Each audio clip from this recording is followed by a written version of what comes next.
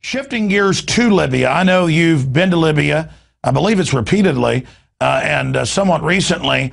And they keep lying. You know, first it was just loving rebels that were peaceful. Now they admit it's Al-Qaeda. Reuters is saying, oh, God, Al-Qaeda is taking over Libya now. And it's like, but you put them in there. They keep saying Gaddafi's been defeated. Turns out more than half the country's still under his control.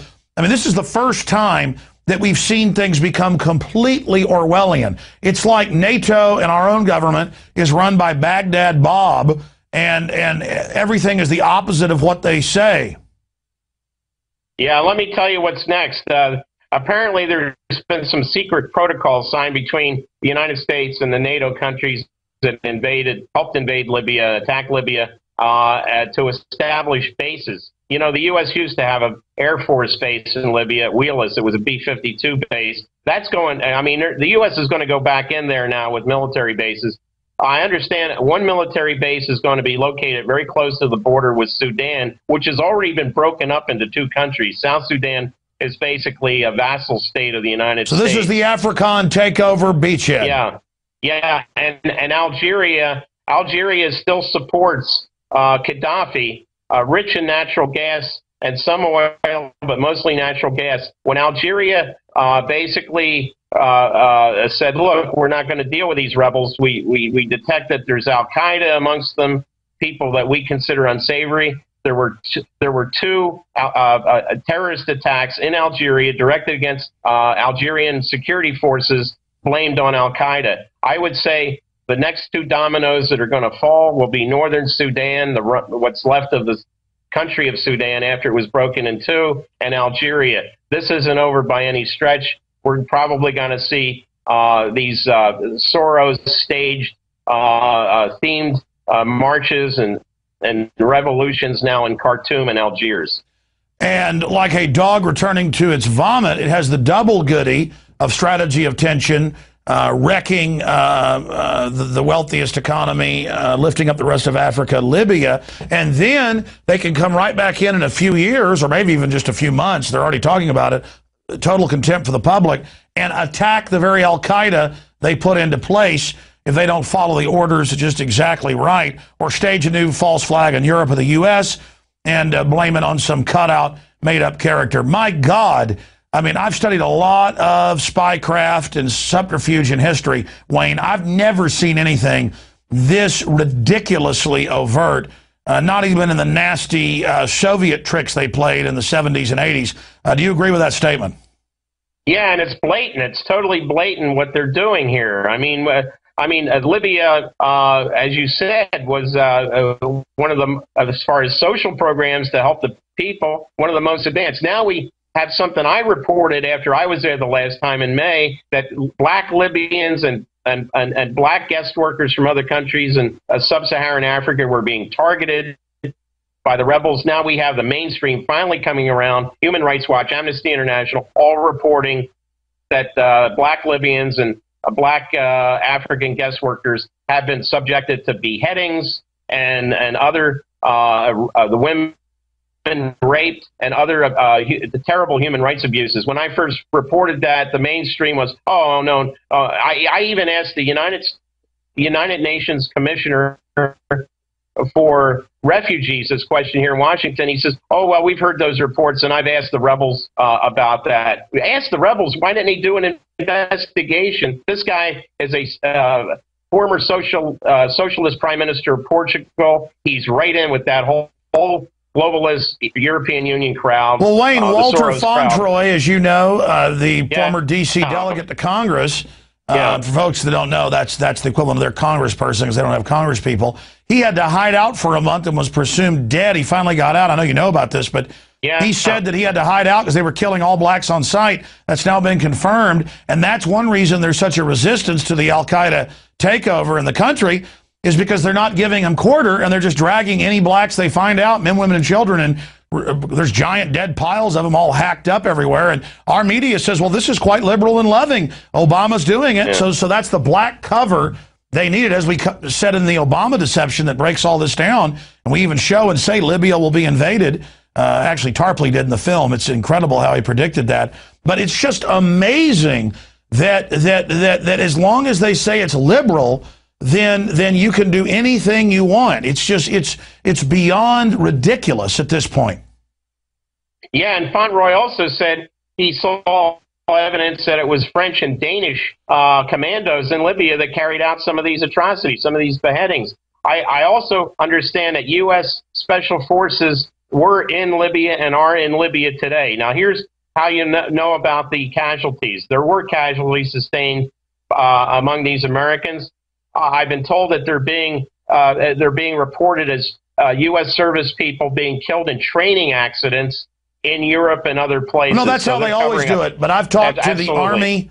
I've talked to the Army induction officer where the dead bodies come in for processing, and he said 4 months ago he'd already taken 5 into his office. And then just last week, they went ahead and admitted U.S. Special Forces are on the ground, and they've always been there. So you've been proven right on that again. Wayne Madsen of WayneMadsenReport.com. In closing, as part of your globe trotting, your global surveying, you've also gone to Japan, and we know the EPA months ago said that, oh, well, we'll just raise the levels of radioactive isotopes 1,000 to 100,000 times what it previously was. We know milk and food all over the U.S. has had as high as 50 times safe levels of different isotopes, and now they're reporting, we've got some graphics we can show from the news while you're talking, that as water pours in, it's continued Chernobyls on top of Chernobyls, and a lot of the Japanese government has now had to resign, admittedly lying about this. We just had a French nuclear weapons processing system with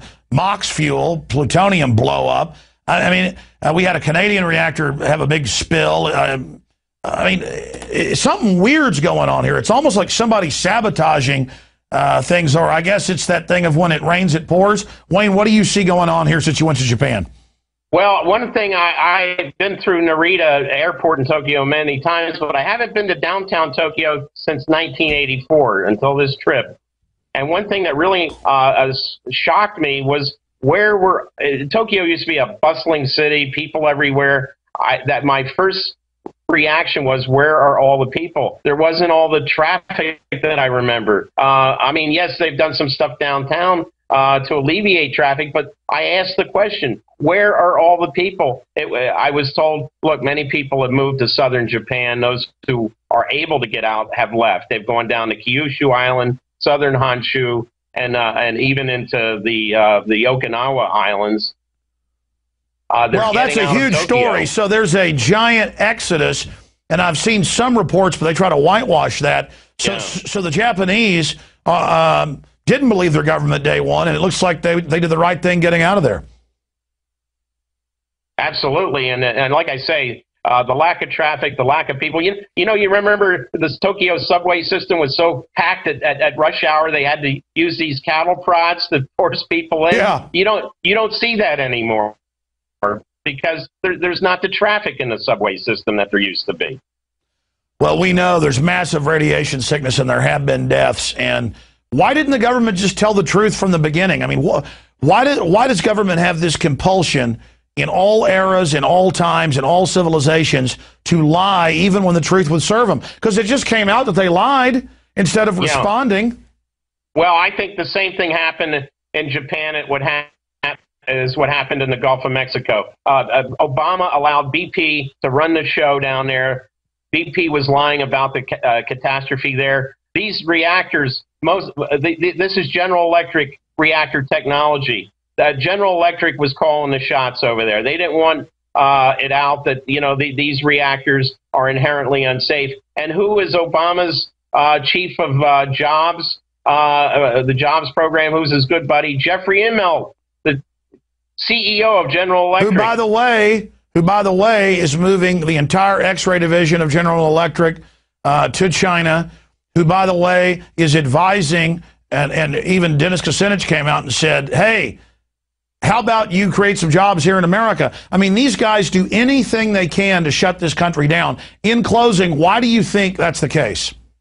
Well, I think Obama and the people around him, Geithner and Bernanke at the Fed, and all these other people, what they've done is they've turned the U.S. government and many state governments into wholly owned subsidiaries of major corporations. and we are the basically low-paid or no-paid employees of this oligarchy that has seized control over the United States. That's right. And if you do happen to make money writing a book or starting a business, then they steal your money and give it in banker bailouts and corporate welfare to General Electric and people and General Motors to move out of the country. These people make me sick. And that's something the Republicans will never tell their constituents. Limbaugh and all of them sit up there and praise the Fortune 100 when the Fortune 100, to a company, are a bunch of anti-American, anti-free market monopoly men trash and the enemy of every single free human on this planet. They are usurpers who have hijacked this country and finance al-Qaeda to menace us into submission.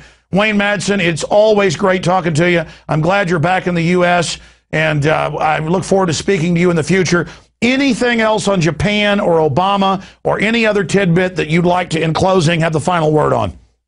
I would just say that next year, that the Obama movie that was released in Japan, Young Obama, is going to be released here in the United States. United Artists bought the rights. It's going to be released. It's going to be that version at the U.S. Embassy. And then the ambassador, a guy named Cameron Hume, who's no longer there, but he was the ambassador at the time, wanted to have these two scenes removed from the movie. It's going to be released here in the United States for the election campaign, along with that other movie they're producing about how Obama killed Osama, or had him killed. And by the way, they admit the government's involved financing that with the great Hurt Locker people. And, of course, they're going to force feed the Obama Jesus child to the children in school, like Al Gore's stupid video. Wayne Madsen, great having you on with us. WayneMadsenReport.com. Look forward to speaking to you very, very soon. You bet, Alex. All right, there goes Wayne Madsen, my friends. Well, that's it for InfoWars Nightly News. Aaron Dykes will be sitting in for me tomorrow night with some special reports and also a 2-week review since the September 1st launch of InfoWars Nightly News. You, the subscribers, make this possible. Please spread the word about InfoWars Nightly News, InfoWarsNews.com, and PrisonPlanet.tv. This is a true revolution in alternative media that transcends the left-right paradigm that is outside the box. Only the truth can set us free, and action with that truth can really empower humanity. Great job to the crew. And again, thank you to all the subscribers. We'll see you back tomorrow, 7 p.m. Central, right here at InfoWars Nightly News.